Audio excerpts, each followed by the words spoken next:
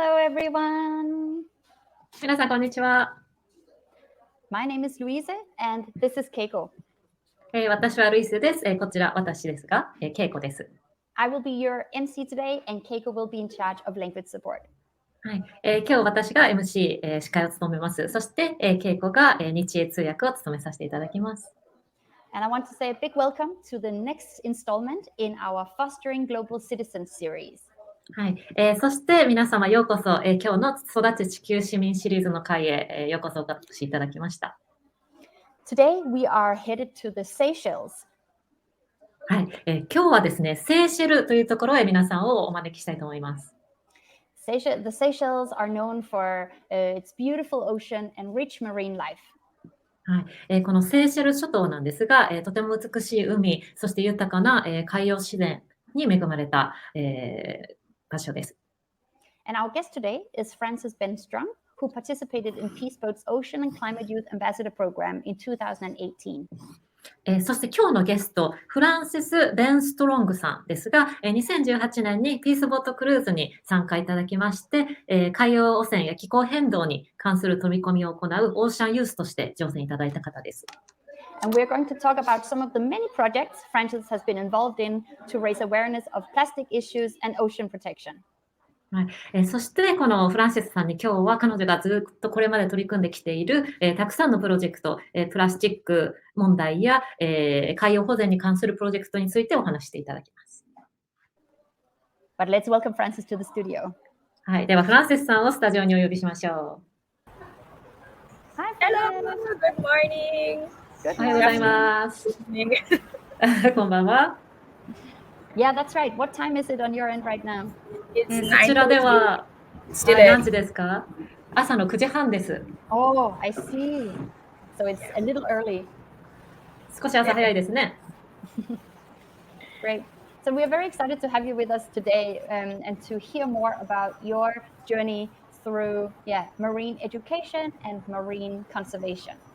はい。今日はすごく楽しみにしているんですが、あなたの、海洋保全、そして海洋教育についての旅についてお話しいただけるのを楽しみにしています。Very pleased to be here. Thank you for this opportunity. Nice to be back on Peace Boat. 私もとても嬉しいです。今日お招きいただきありがとうございます。またピースボートのコミュニティに戻ってこれて嬉しく思ってます。So tell us, Frances, what are we going to talk about today? はい。じゃあフランセスさん、今日は何についてお話しいただけるんですか？ So it's basically my journey through marine conservation and education. That's a little bit of the journey today. Yeah. はい。基本的には私の、海洋保全、そして海洋教育における私の旅についてお話ししたいと思ってます。Alright, so where am I from? As Louise said before, I'm from the Seychelles Island. はい。私の出身ですが、先ほどルイスが言ってくれましたように、セーシェル諸島出身です。So it's located on the east coast of Africa, consisting of 115 islands altogether. このセーシェル諸島ですが、アフリカの東海岸沖に位置してまして、115の島で構成される群島です。So we have a very big EEZ, which is our exclusive economic zone. はい、私たちの国はとても、大きな排他的経済水域を持っています。And that's 1.3 million square kilometers. So we're more water than land.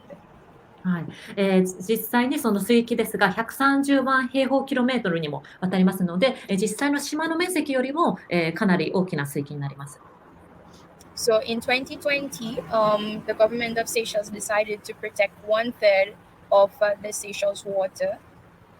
はい。2020年ですが、このセーシェル諸島海域の3分の1の海域を、海洋保護区域に、指定されました。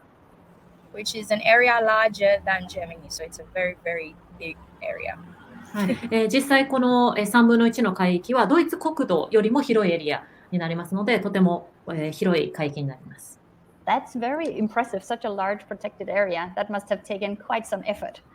Yes, はい。 definitely. それすごいことですよね。とてもそんなに大きな海域が奥になるというのには、それまでいろいろな苦労があったんじゃないでしょうか。Right, next slide. So, what does the ocean mean to me? 私のって海はどういう意味を持つのかについてお話しします。So growing up on an island, it's very difficult not to fall in love with nature itself. このような島々で育った私にとって、自然にそのものに、を愛さずにはいられないような環境で育ちました。But the ocean is my biggest passion. 海は私の一番情熱を注ぐものでありますし、It's also my therapist. So if ever my head is going a bit, it's a bit busy, I go by the ocean and just relax for a bit, and automatically I feel better. そして、海は私にとってセラピーのような場所ですから、少し、頭の中が混乱している、そんな時は海に行ってリラックスして、そうすると、気持ちが安らぎます。And it's also a very social place for most Seychelles. So people from Seychelles were called Seychelles. そしてここは社交の場なんですね。セーシェラーっていうのはセーシェル諸島の人々のことをそう言うんですが、セーシェラーにとってここは社交の場でもあります。So we usually relax at the beach, play volleyball. So it's a very social place. So you grew up around the ocean, basically. Sorry, I think you were cut off a bit. Could you repeat again? I said, so it's a very social place. We will go to the beach with friends and play volleyball. So yeah, it's very social. Thank you. 社交の場ですから、友達とビーチに行って遊んだり、ビーチバレーを楽しんだり、そんな場所です。So it's very fascinating, which is why I ventured into it. I want to learn more about the marine life and the habitat. そんな素晴らしい場所ですから、私はこの海のことをもっと学びたいと思いましたし、その環境、生命環境について学びたいと思いました。A very important thing about the ocean is it connects a lot of places together. It basically connects the world together. そして、海は、世界をつなぐものですよね。それぞれ別々の場所を、実際に海でつなげる、そんな場所だと思っています。Because in the water there is no barrier, so it's just a big ocean, even though there's different names for it. 実際に水の中には、バリア、境がないですよね。一つの大きな海です。それぞれ、海の名前は違うかもしれませんが、すべてつながっています。I think that's a very interesting point because I think a lot of people, maybe a lot of the viewers here, they have either been on Peace Boat or they're planning on taking a trip. And I think if you don't sail, you don't think about the ocean as connecting us. But when you've been on the ship, you realize, yeah, we are connected through the ocean. So we are all connected. That's amazing. すごく面白いコメントだと思いました。きっと今ご覧になっている皆さんはピースボートの乗船の方、もしくは今後船旅に出かける方だと思うんですが、実際に船旅を経験して初めて海がつながっているんだっていうのを体感すると思うんです。So it's been my past, it's definitely my present, and will definitely be my future as well.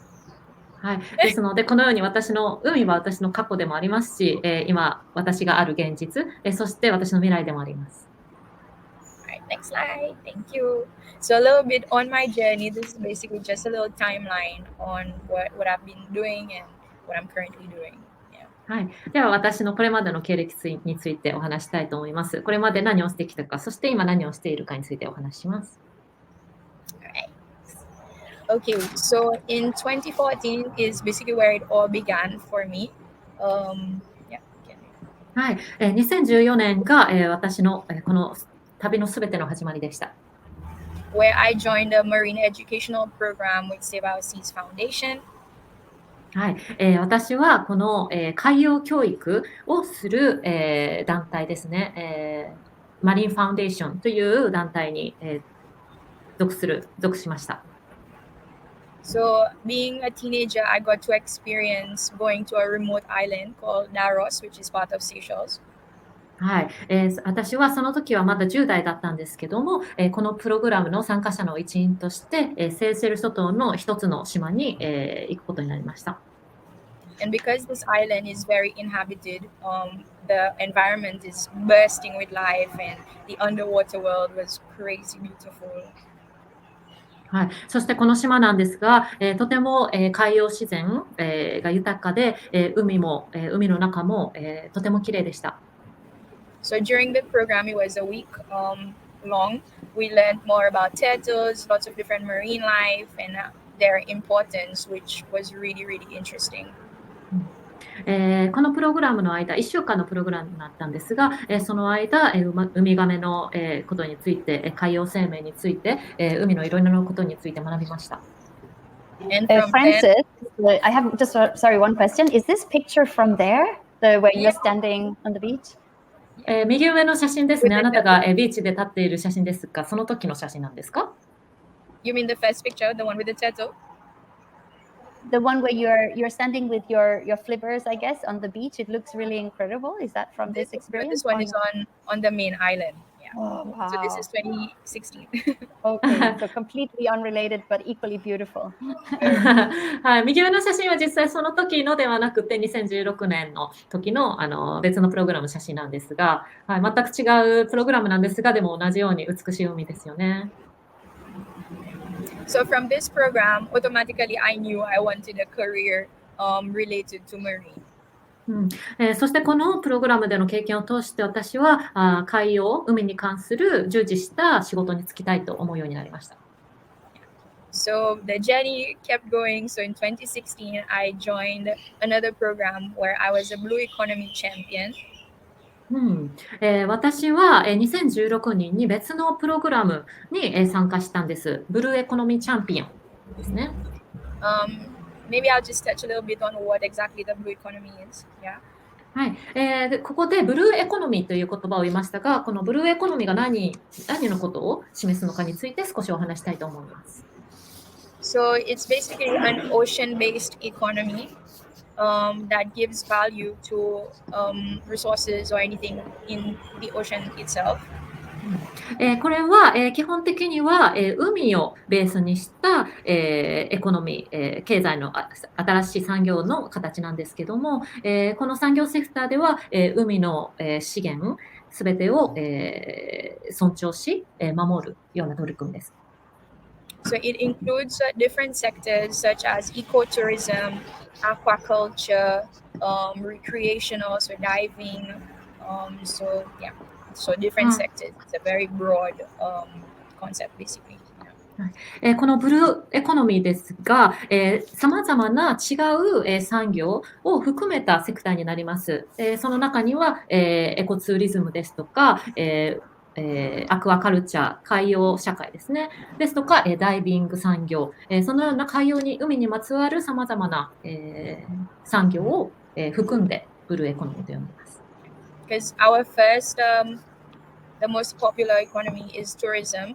So we're slowly getting towards more on the blue economy side, which is very important as a small island state. 私たちの国について言えば、ツーリズム、観光業が一番盛んな産業ですので、自然とこのブルーエコノミーというのは私たちのような、小さな、離島に住む人たちにとって大事な産業になってきます。Alright, so as the Blue Economy Champion, I was placed in two firms for internship. はい、そしてこのブルーエコノミーチャンピオンというプロジェクトですが、インターンシップを、したんですね、モーリシャスで。So the first one was with the Wise Oceans, which is an NGO, where I learned more about corals and doing coral surveys. 一つ目のインターンシップですが、ワイズオーシャンという NGO なんですけども、サンゴの、育成について学びました、携わりました。The other one was with the Coast Guard, which is the defense sector in our economy, so defending the ocean and stuff like that. はい、もう一つの、二つ目のインターンシップですが、この、セクターでは、海全体を守る活動をしました。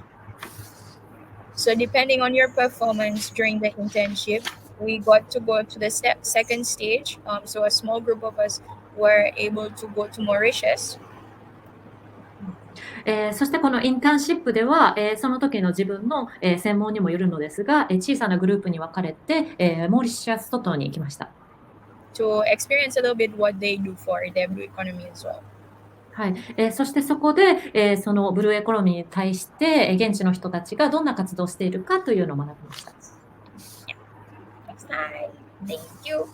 Alright, so 2018 Peace Boat! そして2018年にピースボートに挑戦しました。So I joined Peace Boat in 2018, where we started our journey in Sweden. Then we went to Norway, so Norway, Denmark, Canada, and then Iceland as well, sorry, and then Canada, New York.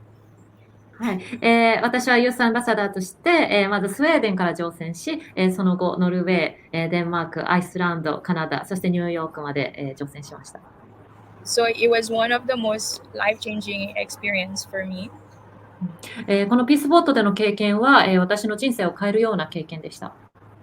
It was amazing to meet like-minded individuals. So all of the other youth ambassadors were coming from different islands themselves. はい。このピースボートでは、他の国々で、それぞれ海洋を守る、活動をしている、ユースアンバサダーの仲間たちに会うことができました。And every one of us had different ways that climate change were impacting our islands.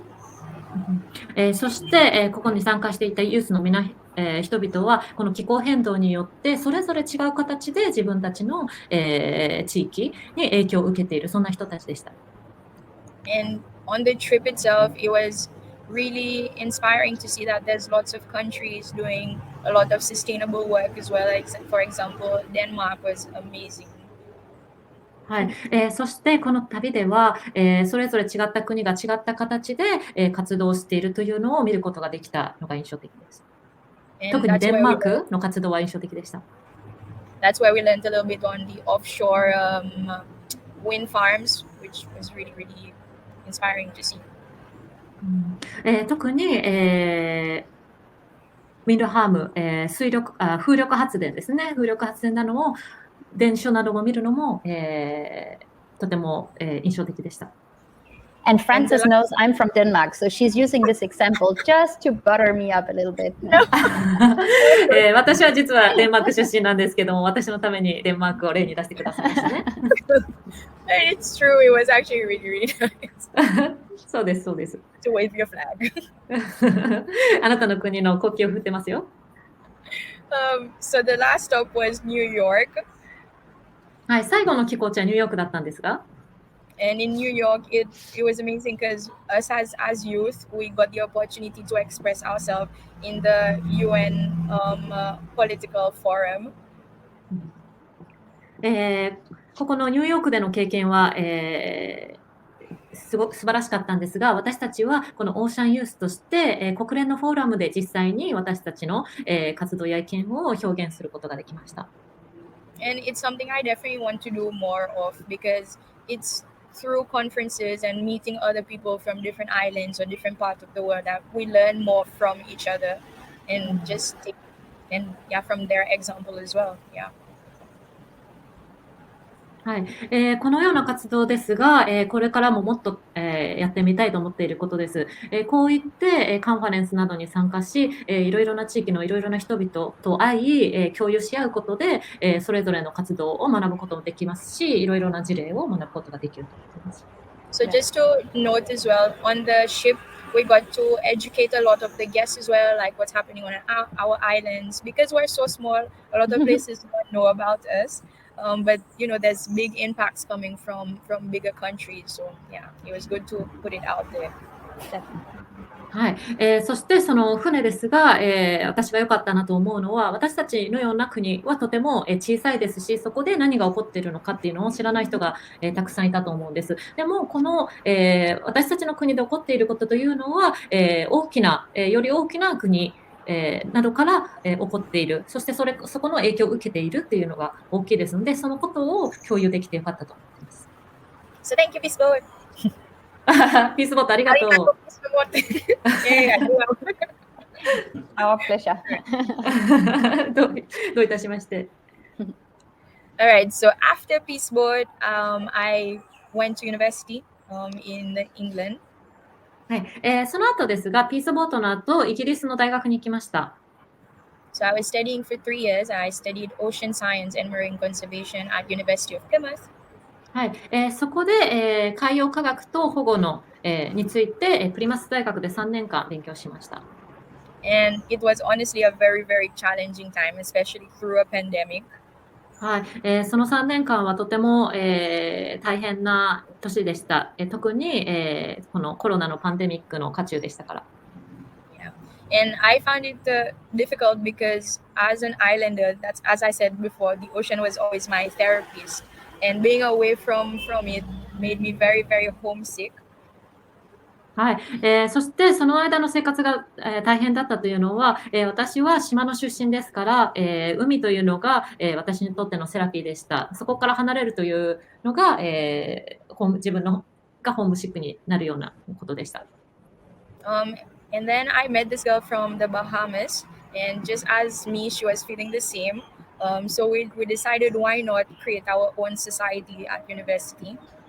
はいそして私は、バハマ出身の女の子に出会いました。彼女も私と同じような状況にあったので、だったら私たちがこの大学で、そのようなコミュニティを作ってはどうかというふうに考えました。So it all went through, and the society was made, and it's called Tropical Island Society. And until today, it's been 4 years, and it's still going. はいそして私たちはトロピカルアイランドササエティ、熱帯の島の、ササエティというような、コミュニティを作りまして、そこから4年経っている今でも活動は続いています。I find this very interesting as well because just like you explained with the program on Peace Boat, with people from different countries, different islands, but here, a woman from the Seychelles, the Indian Ocean, a woman from Bahamas, but they came together and found, that there was something in common, and I find that extremely, uplifting and interesting. Yeah. はいとても面白いと思ったのが、ピースボートではいろいろな地域からたくさんの人々が、集まってると思うんですけど、ここの大学でたまたまバハマ出身、そしてセーシェル諸島出身の2人が出会って、意気投合したっていうのは面白いですね。So our slogan was basically family away from home. 私たちのスローガンが Family away from home、つまり、ホームから離れた、地元から離れた家族というようなスローガンでした。So there it was where everyone got to express themselves. So we had people from Indonesia, from the Pacific, from the Caribbean, from Indian Ocean. So it was very, worldwide. Even people from UK as well, whoever wanted to join. はいそこのコミュニティでは私たちは自分たちの、心の内をお互いに表現し合いました、メンバーにはインドネシア出身の方、太平洋やカリブ海、インド洋、そして、イギリス出身の方も、参加していました。And through this, everyone had the chance to express their different culture, the music, the food, sports, and it was really, really fun. Honestly, it was the highlight of my uni experience. はい、そこでは、それぞれが、自分の国の文化や、食べ物やスポーツや表現し合って、とても楽しい、経験でした。Yeah. Then 2021, I graduated. Yay! 2021年に卒業しました。Yeah, very happy. So 2022, when I came back home, back to Seychelles, I got the opportunity to work at a UNESCO World Heritage Site called Aldabra Atoll. はい、そして2022年、卒業後にセーシェルに戻ってきまして、そしてユネクスコ世界遺産のアルダブラ環礁で働くことになりました。So I was working as the field research officer, with the Seychelles Islands Foundation. はいそこで、私は実地調査員として、この団体、There was a mic, sorry. That's okay. What's the name of the NGO? I'm sorry, or the foundation? Seychelles Island Foundation. セーシェルアイランドファウンデーション、セーシェル諸島、団体というような、その団体で、働く機会を得ました。So as the field research officer, I was doing more monitoring turtles and lots of marine life and also birds as well.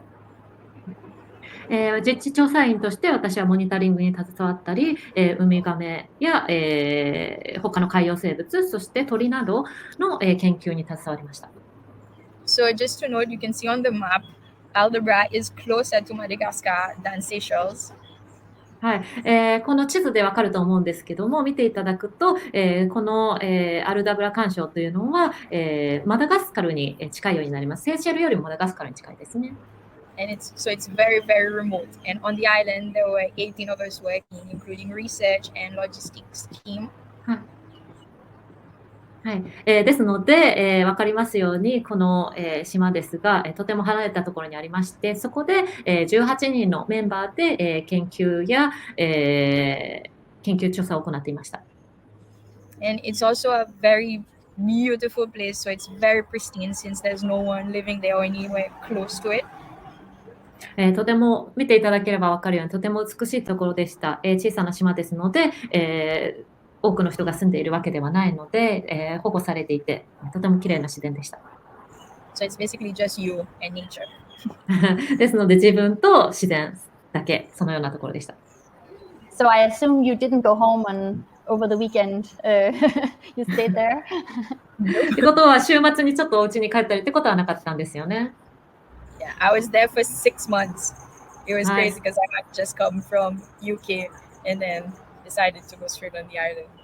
はい、私はそこに6ヶ月、いました、少しクレイジーでしたね。イギリスから帰ってきてすぐ、そこに行くことに決めましたから。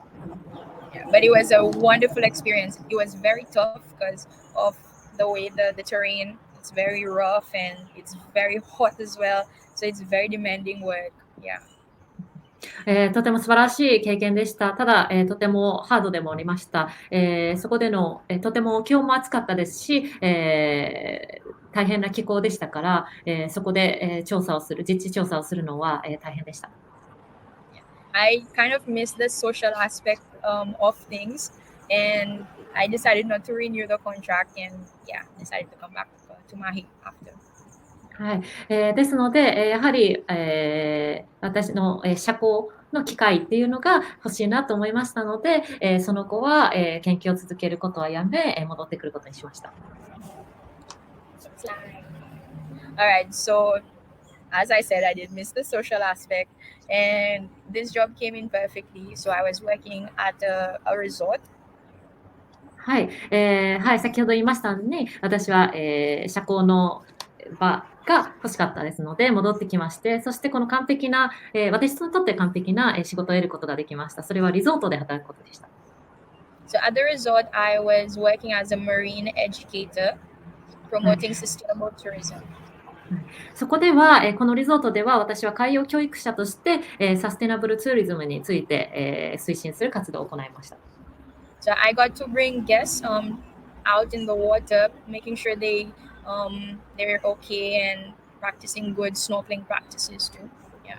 はい、私はここに、ゲストの皆さんを連れてきました。そして、海へ一緒に行き、みんなが、安全に楽しんでいるのを守ったり、そしてスノーケリングを教えたりしました。The best part of the job was the first time snorkelers, like if they've never snorkeled before, and then they trust me to bring them, to see this new world. はい、この仕事の一番楽しかったことですが、シュノーケリングを初めてするという方もいましたので、そういった方々が私のことを信用してくれて、彼らが、海で初めて楽しむのを見ることができるっていうのは、素晴らしかったです。And it was funny because sometimes you see the child in them, bring an adult out and they're just so excited and saying, See here. はい、たまに面白かったのが、子供が、大人たちを、逆に、こちらにおいでよと楽しませているのを見ました。And some of the youngest participants were like 3 to 4 years old, so that in itself was such a privilege. Yeah. Wow. はい、若い子供の中、小さな子供の中には3歳児、4歳児もいましたので、楽しかったです。Incredible. Starting early with the ocean love. はい、小さな頃から、海での愛を育てることができましたね。Because it's very important that when you see it, you think differently on what your actions are. Even if you're seeing someone stepping on corals and you know the best practices, it's just little things through education that people learn like that. はい、実際に、見ることで、そして実際に経験することで、彼らのその後の、行動が変わってくると思うんです。実際に、サンゴを踏まないようにする、そういった経験が、積み重ねていくと思うんです。I also got the opportunity to bring the staff out for snorkeling too. はい、そして実際、スタッフの、みんなも、シュノーケリングに連れて行ったりしました。And this is important because it's good for the workers as well to be able to promote good snorkeling practices and just tell the guests what they could find if they go snorkeling right there. はい、そしてこれもとても大事なことだと思います。実際にスタッフが、スノーケリングの仕方、気をつけなければいけないことを学ぶことで、それを、さらに、推し進めることができると思っています。And I also introduced a new activity called the Rocky Shore Safari. はい、そしてロッキーショーサファリ、磯でのサファリというような新しい、活動も、始めました。So this one was a bit slow paced. Like the aim of it was for everyone to slow down and just pay attention to the smaller things. はい、これはもっと、よりゆっくりなペースで、この海の生物に気をつけてみるというような活動です。Yeah, so we saw organisms such as the hermit crab. So that's a little picture of there on the right. はい、ヤドカリのような小さな生き物を見ることができました。右上の写真にあるようなものですね。And find out more on other habitats. For example, mangroves are very important as well, and the rocky shores. Yeah. はい、そして、他の生物も動植物も大切にする気持ちを育てることができました。マングローブや、このような磯の海域です。During my time, I also went to a local school where I was teaching the kids about different marine habitats, just a small introduction, which was really, really nice. はい、そして、その地域の、異なる場所に行って、そこの子どもたちに、この海にいる小さな生き物について教えることもしました。That's great. I think maybe sometimes when we think of snorkeling or we go to beautiful places like the Seychelles, we always think about, colorful fish and whale sharks. And, we want these wow moments. But I love that you draw attention to the small wonders and the little things that we might miss. I think that's really beautiful. Yeah. And it's a nice way to get the conversation going because when you're snorkeling, it's a bit tiring, Hard to talk. そうですね。このような活動、すごく素晴らしいと思うんです。私たちは大体スノーケリングというと、セーシェル諸島のような素晴らしい国というと、とてもカラフルな魚、そのようなものをイメージしがちなんですが、でもこういった小さな生物たちに、目を向けるというのはすごく素敵なことだと思いますね。そして、フランセスはそうなんです。特にスノーケリングしているときは、なかなかお話しすることもできないので、会話をするいい機会にもなりました。All right, so this again is a little bit on algebra. We're going to show you a small video of how it looks, basically. はい、ではこのアルダブラ鑑賞のビデオを、見ていただきたいと思います。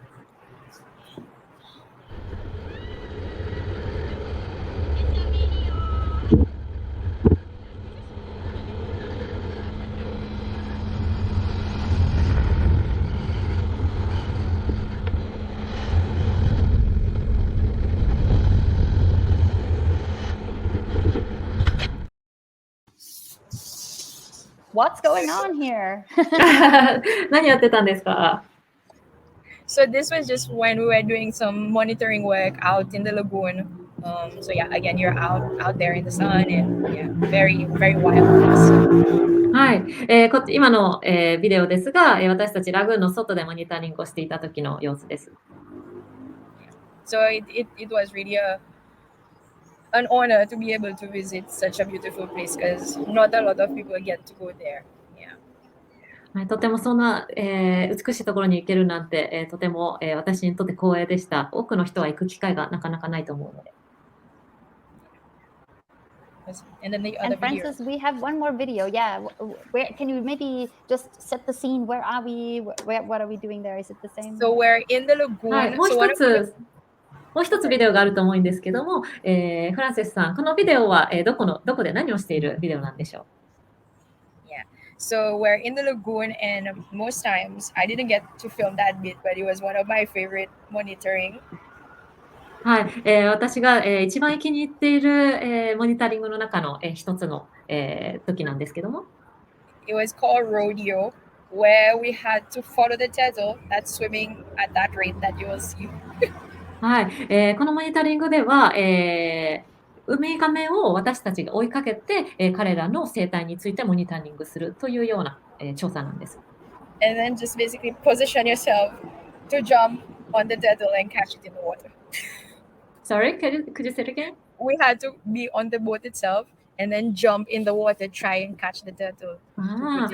そしてこのモニタリングでは私たちはボートで、このウミガメを追いかけ、そして実際に、ボートからジャンプしてこのウミガメを、取ろうとするんです。But there was obviously scientific purposes to it because we tagged the fins of the turtle. So just at the end. 実際この、調査ですが、もちろん科学的な目的があり、そのために行っているものです。And this is to determine the population of it and in the lagoon. はい、そしてこの調査を通して、このウミガメの、生息数を、調査することができます。Right. Well, let's watch the video and then imagine trying to catch these turtles. ではこのビデオを実際に見て、ウミガメをキャッチすることをイメージしてみましょう。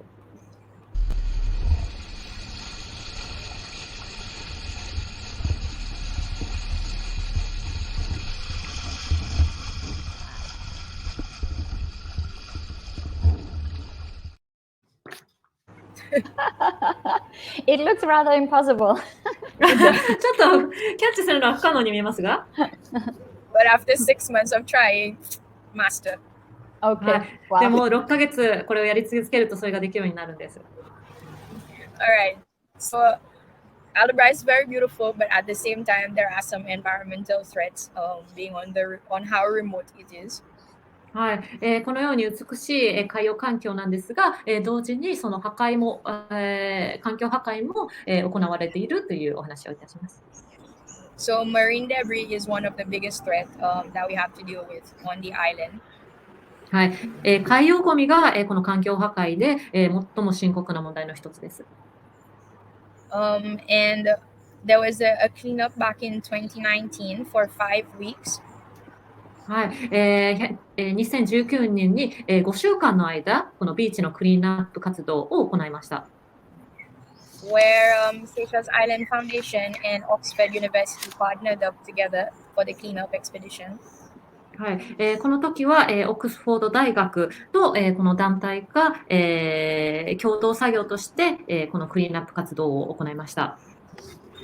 And 25 tons of marine plastic was removed from the island. はい、この5週間の活動で500トンのゴミを、この海洋環境から、取り除くことができました。So pleasure. So it was a lot, basically. はい、たくさんのゴミでした。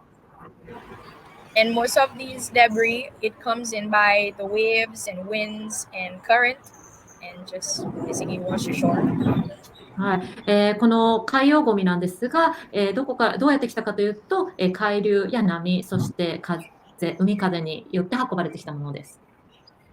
So from research, it's been said that Indonesia is the primary source of the land-based plastic debris found there. はい、そして、研究によりますと、インドネシアがこの、集まった、海洋ゴミの出所だということが分かっています。And it's very heartbreaking even and expensive too because we have to deal with bigger countries is rubbish. So and it's very difficult to even export it again. Yeah, so it's a very long process. とても心が痛むんですが、これらの、ゴミ、私たちのような小さな島々にたどり着くゴミは実際に、こういった大きな国から来ている、それを私たちが、何とかしなければいけない。そして、これを、輸出して戻すというようなそんなことも難しいですから。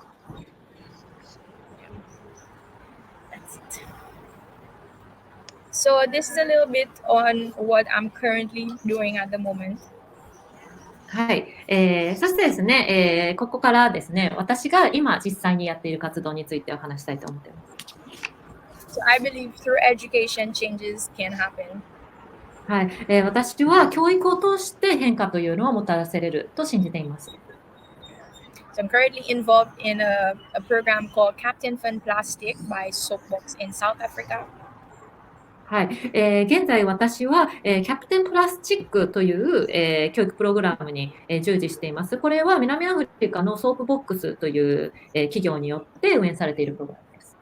So some other organization that's linked with it is the World Bank, IOC, which is Indian Ocean Commission, and the Ocean Project Seychelles, which is who is implementing it here in Seychelles. はい、そしてこのプロジェクトですが、他の、NGO や団体、例えばワールドバンクや、IOC、インドネシアの団体、そして、もちろん私たちの国の、NGO などの協力によって、共同によって、運営されています。So the main aim of the program is we're aiming to go to 15 schools, and we're at 30 now. はい、私たちの目的ですが、主要な目的ですが、15の学校に行き教育プログラムを行うということです。So it starts from 8 a.m. until 2:30 p.m. So it's a full school day for the kids. はい、このプロジェクトは朝の8時から、昼の2時半まで、続きますので、子どもたちにとっては、1日学校にいるのと同じ、ぐらい長い大きなプロジェクトです。So the main aim is just educating the youth about marine plastic in general. はい、私たちの、主な目的はこういった子どもたちに、プラスチックごみの問題について、教育するということです。So right before we start the day, we have a pre-test where we see a little bit of what the kids know themselves. このプロジェクトを始める前に、子どもたちにプレテスト、事前のテストをしてもらい、プロジェクトを経験する前に、どれだけ、彼らが、この問題について知っているのかというのを調べます。And hoping that during the day, through activities and through learning, they've learned some more. そして、この1日を通してのアクティビティを通して、彼らはもっと学ぶことになっています。So first, we go over certain presentations, and then we read a storybook, which is actually my favorite part of the day. The title of the story is called The Legend of Captain Fun Plastic.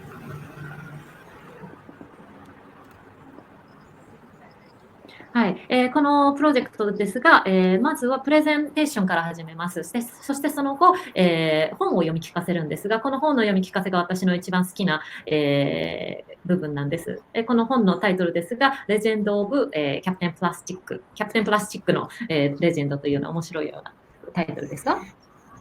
So in the book, there's a little story about this captain that he has a friend called Toby, which is a turtle. And Toby gets sick, but they don't know what happens to Toby. このストーリーの内容なんですけども、キャプテンプラスチックは、トビーという名前のウミガメがいるんです。でもこのウミガメが、病気になってしまうんですが、なぜ病気になってしまったのか、キャプテンは分からずにいます。And through their journey, they realize that many more marine life are getting affected by marine plastic. So a whale had lots of plastic inside her belly.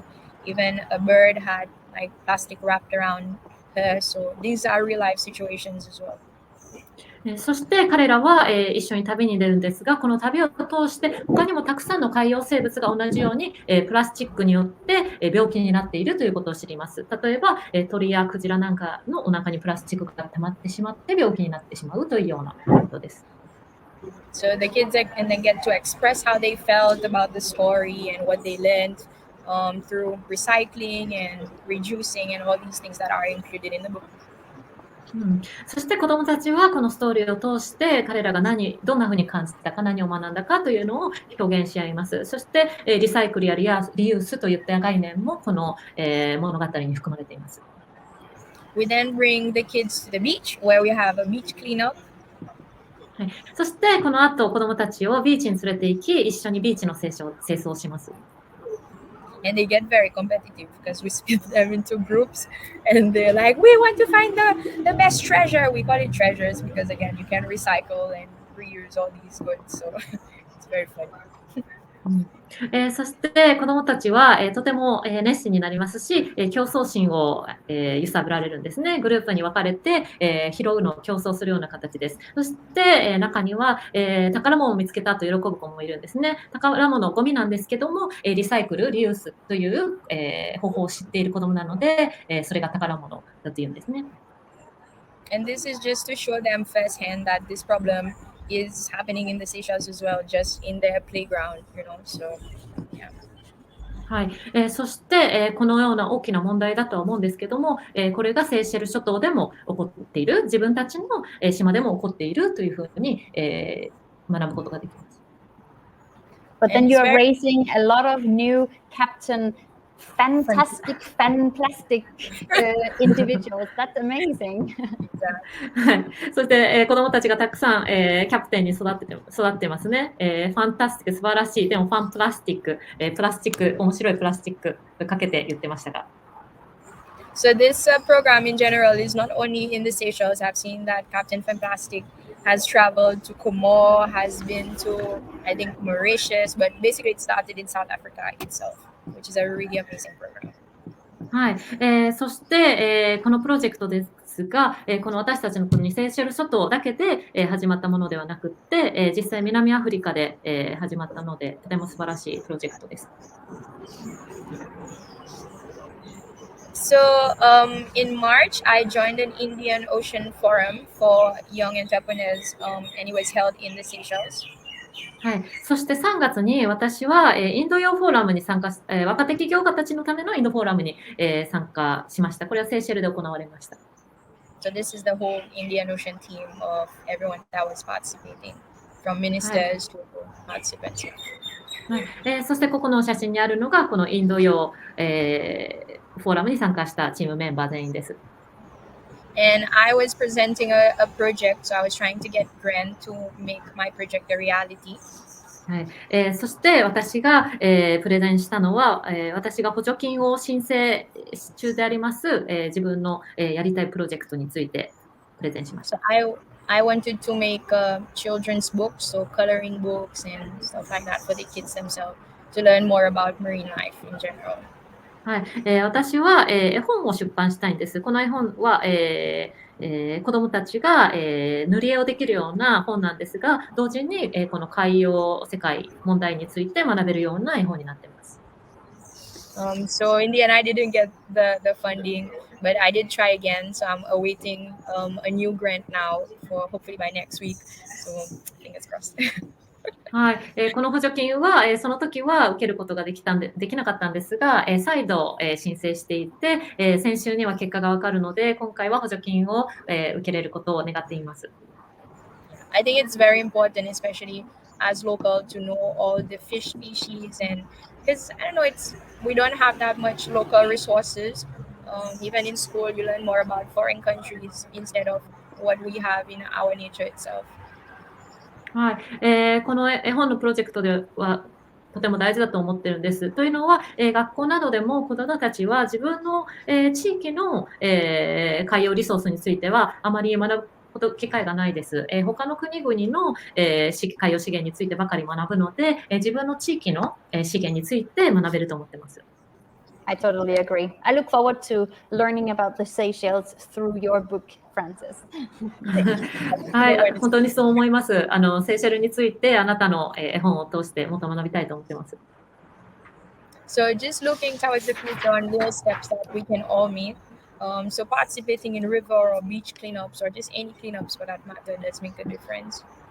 はい、未来に向けて私たちに何ができるのかっていうお話なんですが、まずは、ビーチの清掃活動を通して、誰でも、問題に貢献できると思っています。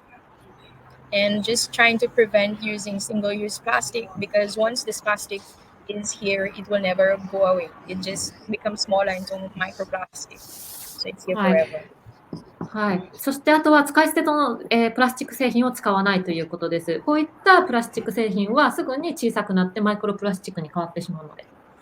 So now there's lots of different alternatives such as using metal bottles instead. So I remember in most countries in Europe, They have lots of fountains that you can use, or even on Peace Boat, we had fountains that you can just refill your bottle. So it's just those steps that everyone can make. はい。そして、代わりの代替方法というのはたくさんあります。例えば金属製のボトルを使うですとか、ほとんどのヨーロッパの国々では、自分の、持っている水筒を、リフィルできるような、場所がありましたし、ピースボートでさえそういった場所がありました。Great, thank you. Yeah, I think it's so really from our conversation here today, it's such a reminder that we can really educate ourselves, we can also educate others, and really that through education we can hopefully do a little bit to protect this beautiful place we're living. Definitely, for sure. はい、今日のお話を聞いて、すごくいいリマインダーだなと思いました。自分たち、そして、他の人たちを教育することによって、この活動、自然を守る活動に、貢献できると思います。Francis, we are almost at the end of today's session. Unfortunately, there's a lot more I would love to hear about. もっと本当はたくさんお話を聞きたいんですが、今日のこのセッションの、時間が、最後になってきました。It's been honestly a pleasure just being here, and hopefully I can inspire other people to take action. You know, coming from a small island, you could do so much, but so yeah, hopefully that's the message I want to come across. Or if you're at uni and you're finding yourself a bit low, maybe start your own society. So just being proactive always, and I always try to encourage the younger people to try internships and learn what your passion is all about. And at a very early age, I knew that was my passion, and I kept going. So when you find out, it's very rewarding at the end of the day. Yeah. はい、本当に心から、今日この場に入れることが嬉しく思っています。今日の会を通して、本当にたくさんの人々が、より多くの人々が、行動を起こすようになったり、変化を起こすようになったりすることを、願っています。そして、もしかしたら、皆さんの中には、自分の、周りの環境や自然環境について悲しく思っている方がいるかもしれません。特に若い方ですね。そういう方は、自分でよりプロアクティブに、積極的にやれることがありますし、インターンシップなどの機会もあると思います。こうして若い時から、活動するというのは、素晴らしいと思いますし、最終的には、それが、とても自分にとって充実した経験になると思っています。Completely. And with that final message, I just want to say thank you again, Francis, for joining us. Keiko, thank you for language support. And to all the viewers, thank you for joining another event in this series. I hope you enjoyed it, and remember to be proactive. はい、最後のメッセージありがとうございました。フランセスさん、今日参加いただきありがとうございました。ケイコサポートありがとう。そして見ている皆さん、見ていただきありがとうございました。そして皆さん、より積極的にこれからなっていただくことと願っています。See you next time. Thank you. Bye. Bye. 皆さん、また次回。Thank you.